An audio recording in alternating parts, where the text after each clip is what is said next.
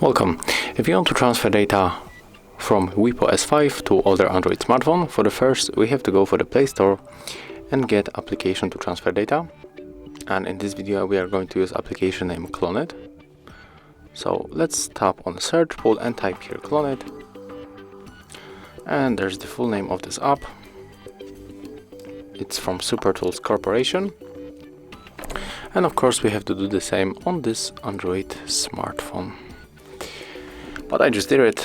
I use this application a lot of times on my private smartphone, so I don't need to download. I'm going to open it, and also I'm going to do this on the WIEPPO.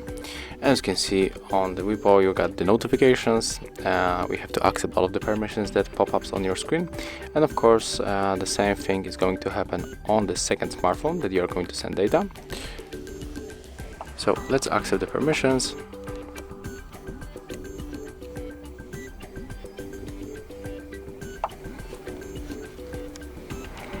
And right now we have to tap sender on the WIEPPO, click OK,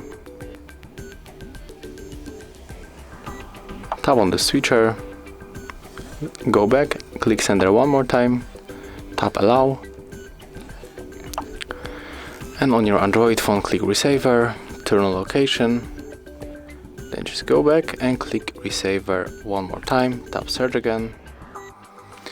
And right now they are looking for each other, and here we got our WIEPPO, so just simply tap on this icon and accept the request. And right now if you want to send all of the data from the WIEPPO, you have to select all of these icons and click start. Here we got the size of the selected files and also estimated time. And I'm going for the details, and I will take the photo that I have here. I take this one, click OK. If you select it, and as you can see it's finished. So right now when we enter for the gallery, we'll be able to find here the picture that we sent. So that's how it looks. Thank you guys for watching. Leave thumbs ups, comments and subscribe to our channel.